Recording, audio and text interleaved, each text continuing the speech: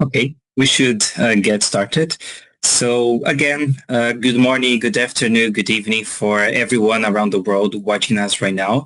Many people are still joining, but we're going to get started with today's webinar, Measuring Impact Sustainability in Higher Education. Today we have two special panelists with us. So let's start with a short introduction of our panelists today. Of course, first of all, let me introduce myself as well. I'm going to be your moderator for today. I'm Wesley Siqueira. I work here in QS as a product and research advisor. And basically, I work both with the communication of the rankings results, but also with the contextualization of these rankings, of these university rankings with the global higher education trends. Today, I'm joined by my colleague, Lee Cumley. So please, Lee, can you introduce yourself? Thank you, Wesley, and thank you for joining us today, everyone. So I'm Lee Camelons. I'm the Vice President in charge of Evaluation and Insights at QS. So I lead all our different rankings, ratings, performance insights, and really work with thousands of universities around the world every year, trying to help them understand some of the trends we're seeing emerging in the sector. I also wear another hat outside of QS that's relevant to today's conversation, though, as well. So I'm the co-chair of the United Nations Higher Education Sustainability Initiative's working group on rankings, ratings, and assessments. And in that role, we've really been working with different rankings and ratings providers around the world to really encourage them to use metrics related to the UN's SDGs and really use that as a lever to command change within the sector on climate change. So that is a quick introduction of myself. Thanks a lot, Lee. And we are also joined today by Joanna Chamberlain. So please introduce yourself. Thank you, Wesley. Hello, everyone. Thanks very much for joining us. So I'm Joanna Chamberlain. I'm currently Director of Sustainability at the University of Exeter in the UK. I've got over 25 years experience of working in sustainability in universities in the UK. So prior to joining Exeter, I've spent time at both the universities of Bristol and Cambridge. Thanks a lot, Joanna. So now that we got to know the panelists of today's session, just two very quick important topics before we get started. The first of all is that if you want to interact with us during this session, we have a Q&A box here in Zoom, so you can send your questions during this webinar, and we're going to look at them, and by the end, we're going to take a look at some of the questions from the audience. Hopefully, if the time is going to allow us. So we are going to, of course, be reading at your comments and questions towards our panelists. And the second thing is that when this session is going to end, a survey is going to pop up in your screen. So it's very important that you participate, engage with this survey, because it's your feedback that is going to help us to shape future sessions. Now we can get started with this session, and just a brief introduction for today, because this webinar is co-hosted by QS and the University of Exeter. So here it's important to also mention the QS mission, the motivation why we're doing the things we do, which is empowering motivated people around the world to fulfill their potential by fostering international mobility, educational achievement, and career development. And within this mission, within this idea that is driving the work of QS worldwide, there is also our commitment to sustainability. And of course, we're not going to do a whole presentation about it. We want to hear our panelists today, but just to give a little bit of context of what we do in terms of in the sustainability space.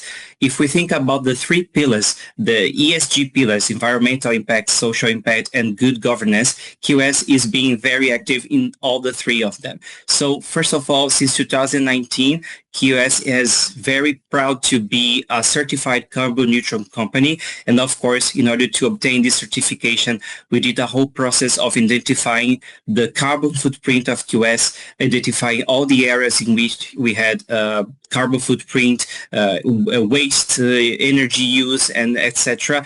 And not only we were able to identify the challenges that we had with our carbon footprint, but also we were able to set future targets for reducing our emissions, while we are also supporting the Acre Amazonia Rainforest project with some of our partners. In terms of social initiatives, QS has been involved in philanthropic activities since the beginning of our journey, and one of our flagship initiatives is the QS Impact, which is a global charity recognizing those young leaders that are promoting change worldwide. It's a global SDGs incubator, and next week we are going to begin the QS SDG Skills Challenge for young people, in which you can submit your students to take part in this challenge. Finally, we also have the partnerships for the Sustainability Development Goals. And of course, we want to mention the Future 17 initiative, which is co-founded by QS and the University of Exeter, which is connecting those students with global and local organizations to develop at the same time actionable solutions that address the UN SDGs, while they're also developing the skills that are required by the job market of today. Another important partnership is that QS has recently also signed the Kenny Accords, and this is just to mention some of these initiatives, some of the policies, some of the things that we put in place to recognize sustainability beyond the already renowned QS sustainability rankings. Now, this was a brief introduction to bring us into the topic of today, which is measuring impact sustainability in higher education in a very broad sense of the term. And we're going to begin with the questions to our panelists. And I want to address the first question to Joanna, but later on I want to hear also a quick comment by Lee, and then we keep switching up in the next questions. So for the first question, the first topic of this conversation today, in what ways does measuring and quantifying sustainability performance strengthen institutional decision-making, accountability, and long-term impact in higher education? Joanna. Okay, thanks, Wesley. I mean, it's absolutely crucial, isn't it? You know, as the old adage goes, you can't manage what you don't measure. Measurement and reporting, it raises awareness, it enables evidence-based decision-making, it provides early indication of where things aren't going as well as we'd like them to, and enables us to take mitigating action. And crucially, it helps facilitate learning across the sector. So at Exeter, we publish an annual sustainability report, which won a UK and Ireland Green Gown Award last year. And this not just includes the data, it includes progress against our targets and our key performance indicators, but it's supplemented with a range of engaging case stories highlighting our key areas of activity. You know, and whilst it's great to celebrate our successes, we also believe it's important to be open and transparent about progress and not to hide where things aren't going as well as we hoped. You know, achieving sustainability is incredibly challenging, as we all know, and it's valuable to be open about the challenges and the opportunities so that we can learn from each other. And then, as well as reporting externally, it's also important to us to measure internally. And just one example is that we're now including things like carbon impact assessments in our key business cases, so that we're considering carbon impacts alongside financial impacts at the point at which decisions are being made. So we're not just looking retrospectively, we're trying to use this measurement to inform our key decisions. Lee, do you have anything to add to Joanna's answer? I really like the way Joanna started off framing that, like talking about this, you know, what you can't measuring, you can't manage type of thing. And I think this is when we look at sort of more broadly around the world, what's been going on across the sector. It's something that has really come through in some of the work we've been doing around rankings. You know, in the UK, I think many universities are doing really well at sort of trying to understand their impact, understand, both in a positive sense and sort of managing the negative impacts of what they're doing, but also positively how they're impacting the world. And you do see this across a lot of universities in Europe, more broadly in places like Australia, Canada, and so forth. And there are other places around the world. But an interesting observation I made is, this is very uneven around the world. So back in 2022, we had our QS APAC summit in Southeast Asia. And at that, I remember asking for, and this is, a very random sample, but a straw poll of how many of the university leaders in the room were had some sort of plan around sustainability within their university.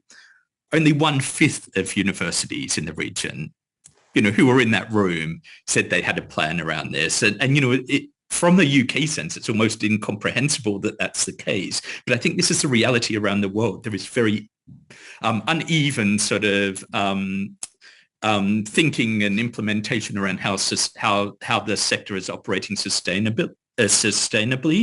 And one thing that sort of really happened is since we started our rankings, and this is not the only factor, there's lots of other things changing in the world.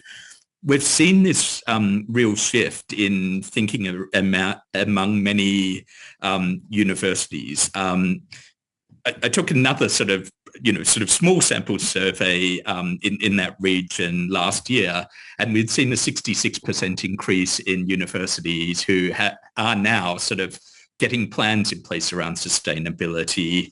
And I do think it is this sort of, when things are being measured, when there's, almost this, I don't know, eye watching them, someone almost holding them to account in a way, it sort of commands action. It means you can't hide.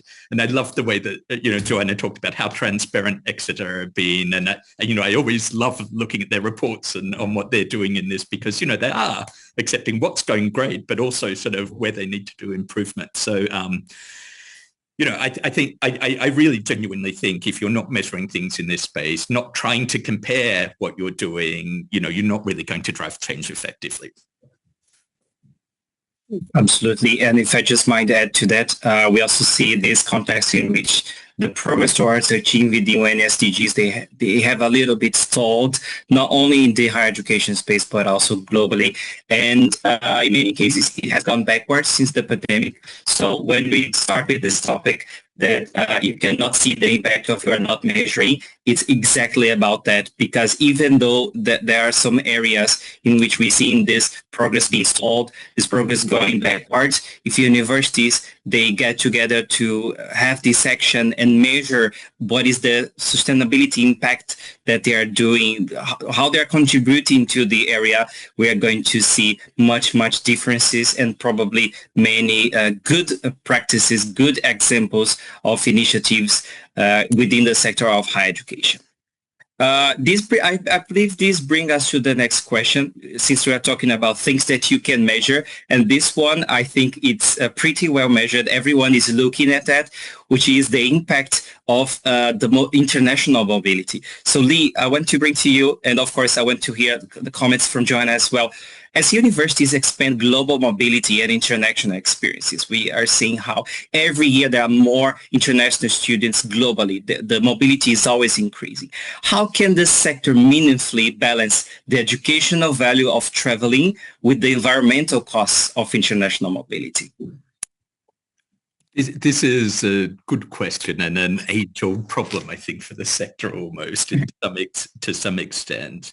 And I would like to, if I may, extend that question a little bit beyond just the sort of education and teaching and thinking about research a little bit as well.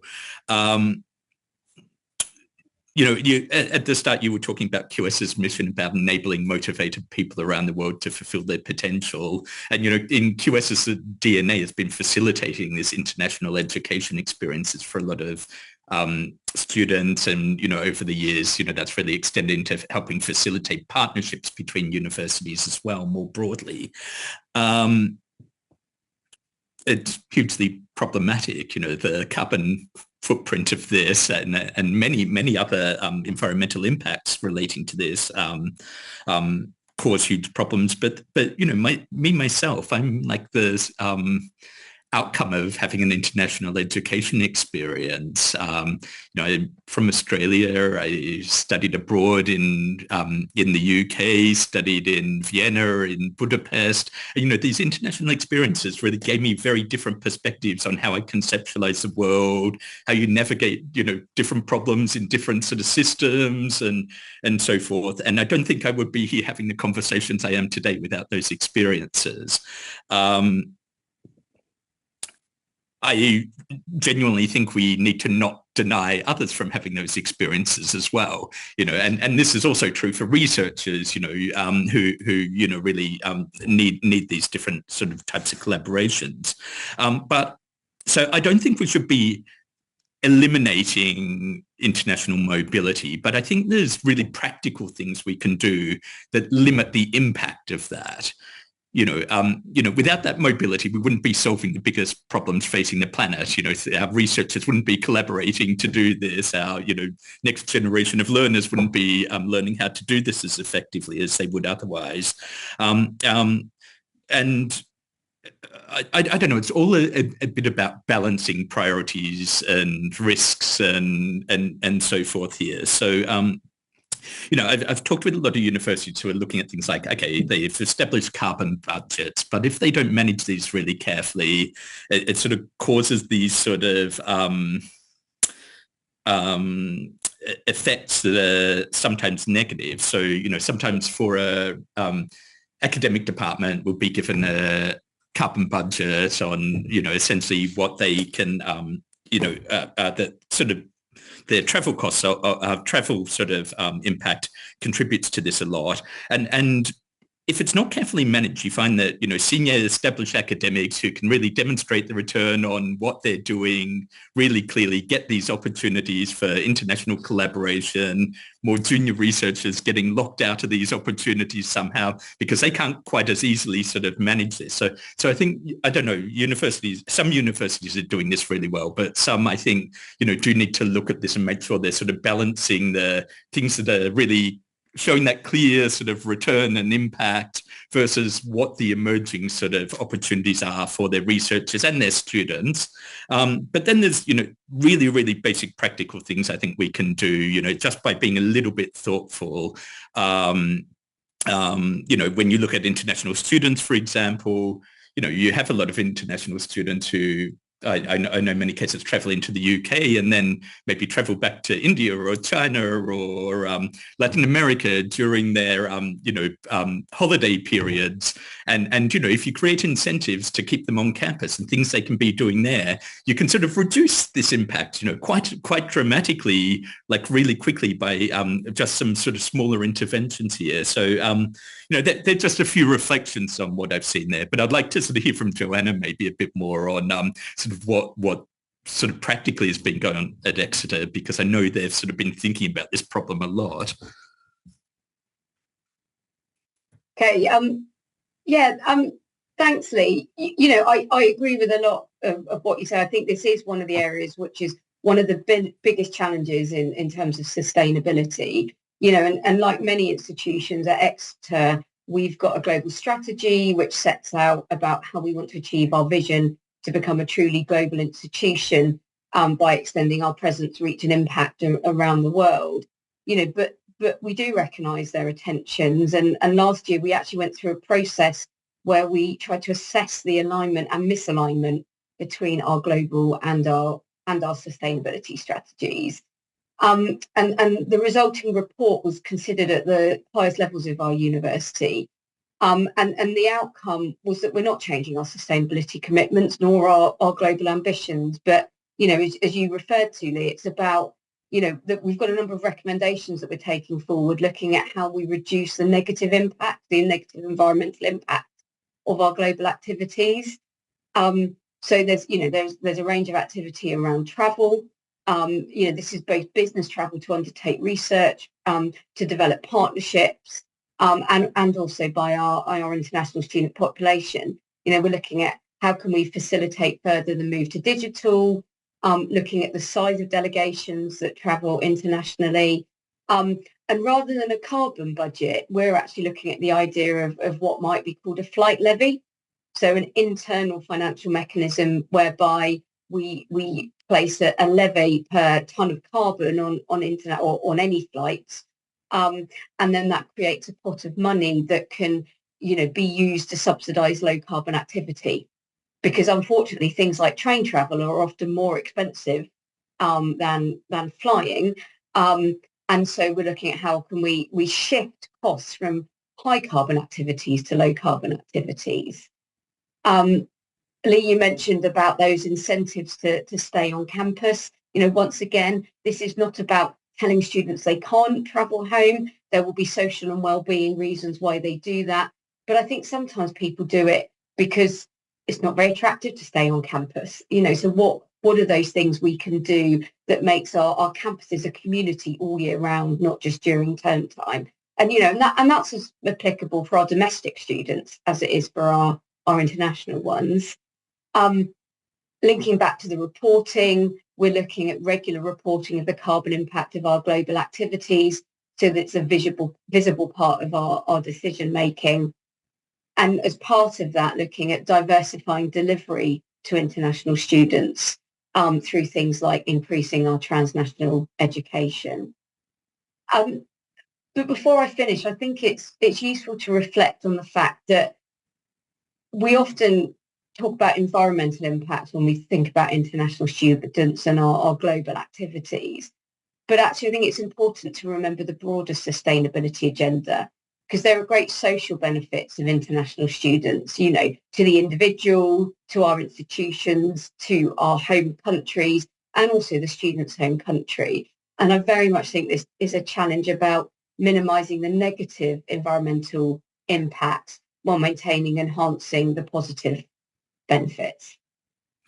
I really love that last remark. Sorry for jumping in, Wesley. But, there was a little bit of research we did a couple of years ago with international students and looking at how international students from different parts of the world were thinking about the sustainability sort of challenges in the world.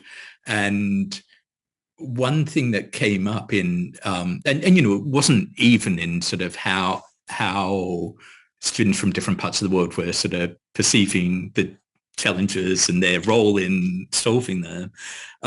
But one thing that really jumped out was students in particular from Latin America and from Africa who were seeking international opportunities. A very large proportion of them were doing so because they wanted to be able to take those learnings and go and drive change back in their home countries afterwards. This was sort of their motivation for, at least in that sort of initial decision-making stage on why they wanted to do these things. So, I'm really, it was very curious to hear that reflection. So. If I might just add to this topic, there is a question from the audience that I want to share with the both of you. And of course, whoever wants to address this first, be my guest. So while you were presenting about those examples of initiatives like recognizing the impact or transferring from higher negative impact to something that produces a lower impact on the environment and so on, we have here Elena Tanainen that said it would be nice to hear some thoughts and concrete examples on university's positive impact, especially positive climate and nature impact. How can that be measured, increased, and communicated whilst you having core emphasis on mitigation efforts? So basically, the audience wants to see concrete examples, concrete initiatives, and again, this dichotomy between how we can increase this impact, how we can make sure we're reducing our carbon footprint, while still promoting global higher education.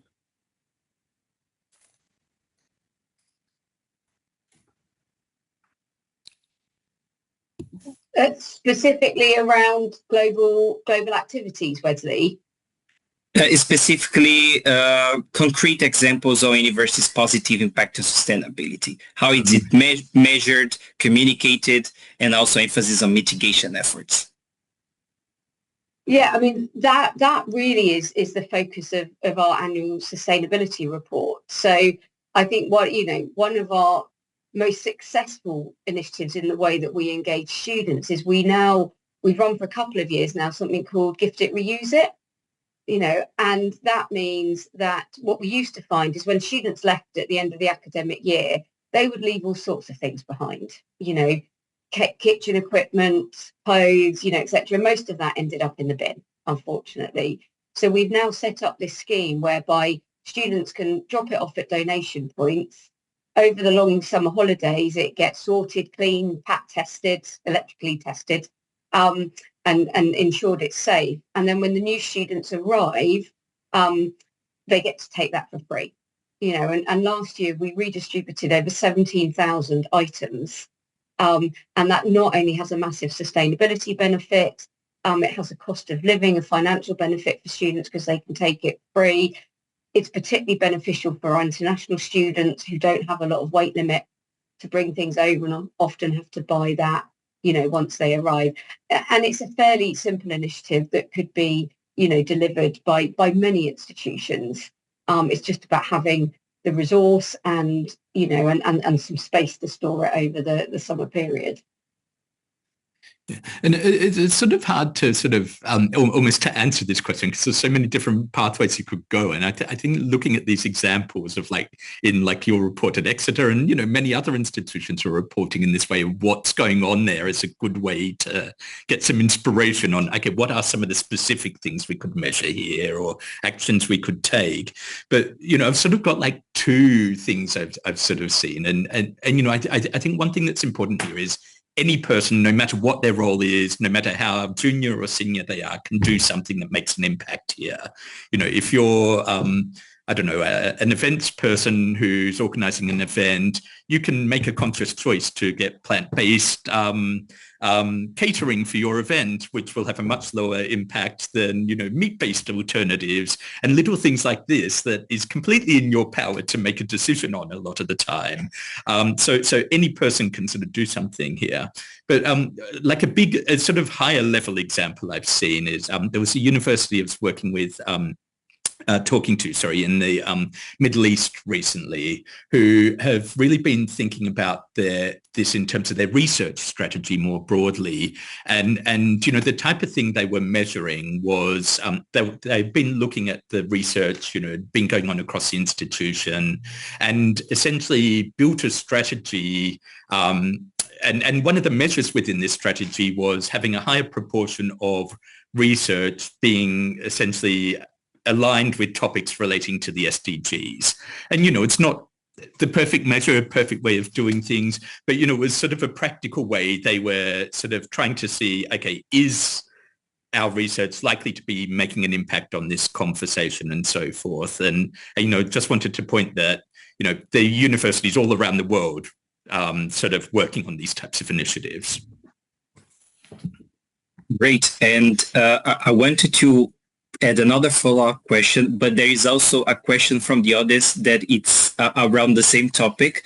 So basically, I wanted to ask, what is the role of the staff of the university in these initiatives? Because we are talking here about those decision-making level of comprehensive strategies by the university, those that are heads of departments or heads of sustainability, as Joanna is. But what is the role of the administrative staff? And then I have here from Alexandra Hand a question for Joanna specifically. How do you ensure colleagues have the knowledge and skills to conduct carbon impact assessments in decision making? Okay, I'll take that one. Thanks, Alexandra. At the moment, when we're talking about carbon impact assessments, which I'm sure you're familiar, can be, incredibly complicated. I have members within my team who undertake those assessments, but obviously that is limited by capacity. And so we do tend to focus it on the really big projects. As part of that, though, we are also thinking about how do we increase the knowledge and skills of our broader staff base, and what are different ways in which we are we can do that, because people will engage in things in different ways. So we're not going to be able to have a one size fits all, approach to that. So we're looking at, online training courses, the opportunity to get together in person and discuss ideas and thinking, and a range of other methods. It's a very live debate at Exeter at the moment. Lee, do you have to add to that any examples of staff integration into this process of not only decision making around sustainability, but also how is this added into the daily operation of the institutions? Yeah, I mean, to be honest, I think Joanna's reflections are probably more expert-led than mine on some of this. But I suppose sort of talking a little bit to this point, there's sort of this underlying question, and in many of the conversations I've had around the world, this bubbles up around sustainability literacy more generally.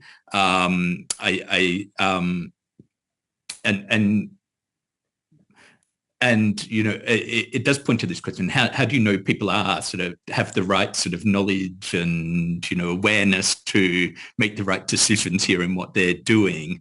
And I do think it's something we need to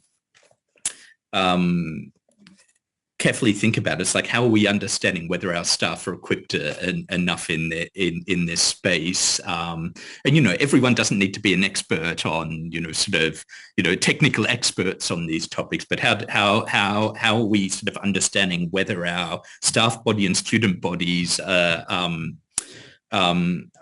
do have the level of literacy in this space that they need? And I know there's quite a few initiatives that are looking at elevating that. Some of the work that I know Exeter and ourselves have been doing around Future 17 are really sort of trying to link students into some of these discussions and opportunities to address that. There's been various initiatives popping up around sort of literacy assessments and training and so forth in different contexts. And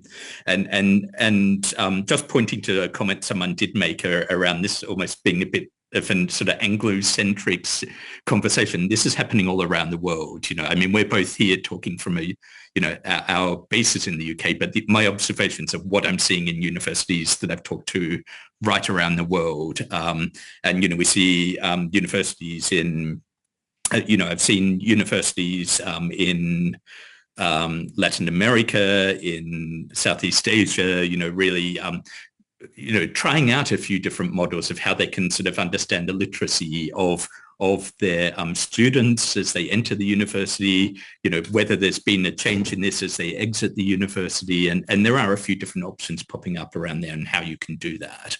So I suppose they're my sort of reflections on that question.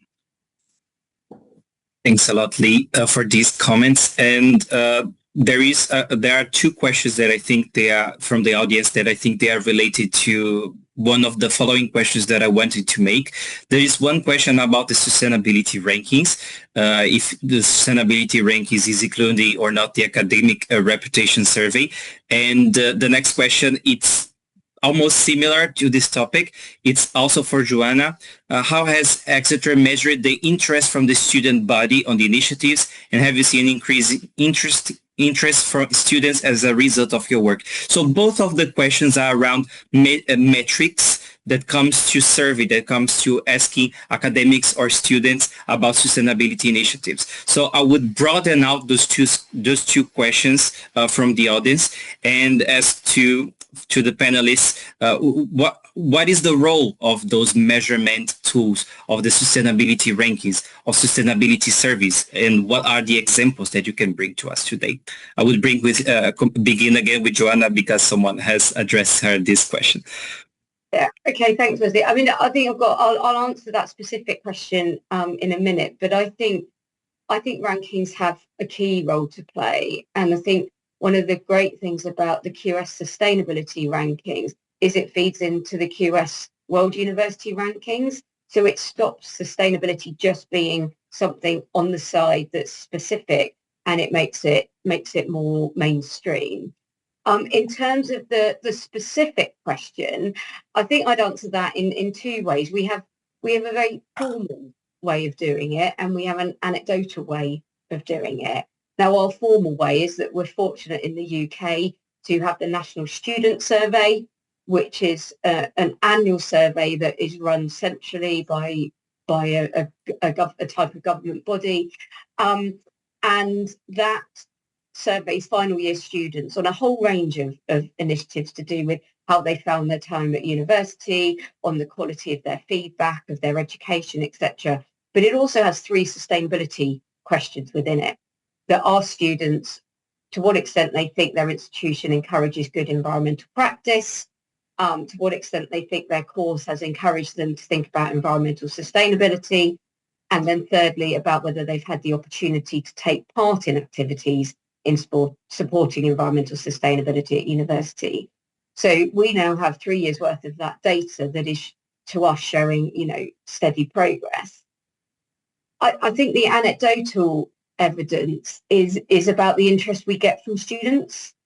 So I actually spent some time yesterday lunchtime in one of our areas where a lot of students pass through. There's a lot of catering, teaching areas. And we had a stand there asking students to talk to us about what they think the university should focus its new sustainability strategy on. And you can just tell by those conversations, those engagement, that there's increasing interest. My last example is we offer paid internships in sustainability for our students to work with the sustainability team to support our efforts. And the amount of applicants and interest we get in every one of those posts just demonstrates that our students are interested in this area.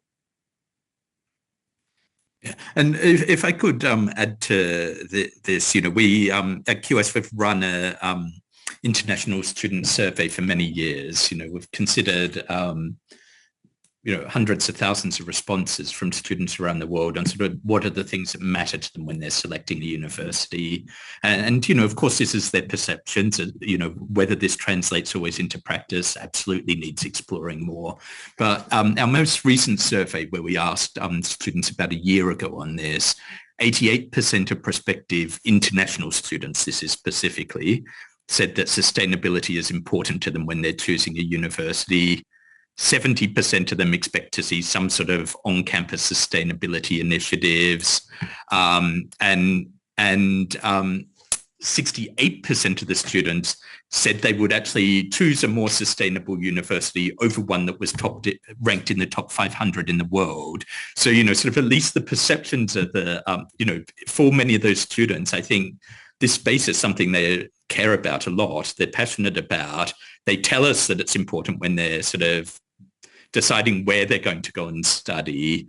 But, there's still a little bit of work to do on sort of connecting that. Is that translating into their actual actions they're taking there? And another sort of interesting sort of thing that came up in that survey was 33% of these students around the world told us they would pay more to attend a university that they see as being sustainable. So, so I think there's sort of a question on, okay, how are universities telling their story around this space? How are they proving their credentials to these students in this space? And this probably ties across a little bit with, the way where, measuring outcomes, it's one of the motivators on why it's in the rankings. It's not just because we thought, oh, this is a good thing to do for the planet. It's also because we know students care about this, and that's why it's in the World University Rankings now. There was that specific question as well, I think, that you asked, Wesley, that one of the audience members was asking about reputation. Yes. Yes, there's over 50 metrics we use in the sustainability rankings and indicator of our rankings. So, and yes, reputation plays into some of this. It's in quite a nuanced way. However, we did do some analysis. This is a couple of years old now, and found there was a strong correlation between the reputation of a university more generally and its performance in the sustainability space. So these two things, when you think about how you're measuring these things in isolation, but there is some sort of correlation between these factors. What the cause of that is it that they have more resources available to them? Is it that they're more focused on these activities and being recognized for those activities? I'm not sure exactly the causal factors there, but there is this correlation between those two factors. And again, that ties back to being important for students at the end of the day. That's great. And I think it illustrates that, I think it loops back again to the beginning of this conversation. You cannot know what is the impact that you're doing if you're not measuring. There are many ways to measure, and we talked today about reporting, sustainability, visible initiatives, but the rankings and these surveys, certainly, they are an additional tool that help us to track the progress against the current targets of universities, but also how to support for future planning in the area, not only of sustainability, but surely across other areas. I think there is time for a last question from the list of questions that we had prepared, since we have covered all the questions from the public. If the sector were to take one collective action today, if you were the biggest decision maker in the world in terms of sustainability on higher education, for all the universities to take action together, what immediate step would have the greatest measurable impact on advancing sustainability in higher education? It's a very future thinking exercise, ideal scenarios. So I kick off on that one, Wesley. I think for me, it's about how we all embed sustainability into institutional culture. There are actions that we can and do as institutions to make the shift, to sustainability. That, it's a massive change we need to see. And in order to achieve that, we need the individuals within our communities to take individual action to support, the move towards sustainability. For most institutions, the majority of their carbon footprint, as one example, consists of their Scope 3 emissions. And we know that these are heavily influenced by the decisions that we all make on a daily basis on things like if and how we travel, what we buy, how we work, how we undertake our research. And institutional policies absolutely have a role to play, but we need individual behaviour change to really shift the dial. Yeah, and I'm going to not give a single answer to this question because it's too much of a loaded question. But, I think as university leaders, if we aren't doing it now, we need to be starting to measure what we're doing and comparing those measurements. I think this is the key thing. Even so, some of the institutions around the world who are, starting to measure things, internally and not necessarily drawing out comparisons with elsewhere and what others are doing. And I often have these conversations where, have a vice chancellor or a rector or someone who's saying, oh, no, we're doing a really great job in this. And I'm like, well, how do you know? And, it's not until you sort of prompt these questions, say, well, actually, what are you making a comparison against? It's good that you're doing something, but, comparing it helps you work out, actually, if we landed this right, is there more we could be doing? Could we be being the trailblazers here and helping others learn more about this? So, it's really important for numerous reasons. And then the second, sort of point is everyone can make a difference here. Like I said before, no matter who you are, what your role is, whether you feel like you have authority or influence, you can do something that's going to make a difference. Last year at the QS APAC Summit, we were honoured to have Ban Ki-moon as our keynote speaker. He was, the former UN Secretary General, and he was really the architect behind the SDGs. And the one thing he said, when we had the opportunity to meet with him was, everyone around the world, you need to lobby your leaders. This is how we're going to drive change and get this on their agenda. If it sort of almost politically doesn't matter to them, they're not going to make any change here. And I think, within the universities, be loud about this. If this is something you care about, tell your leaders, keep on their case about it. And, it will start, ringing through in the way they're running the organization, because they need their teams on side, their students on side, be loud, don't be quiet here on this. And this is why I think it's important we have discussions like this. And I think with these powerful messages that we had here, both from Lee and from Joanna, I think we need to wrap up. We are on time and we don't want to keep our audience here beyond the schedule. But I really want to thank both Joanna and Lee for these discussions. Of course, this is not the end of it. It's rather just one portion of the discussions that we can have in the field of sustainability.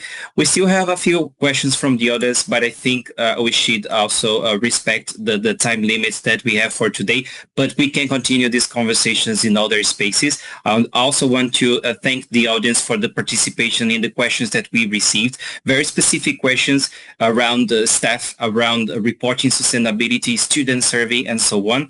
So this is it for today. Thank you all for attending, and we're going to have a survey that is going to pop up in your screen after you exit this webinar. So thanks a lot, everyone.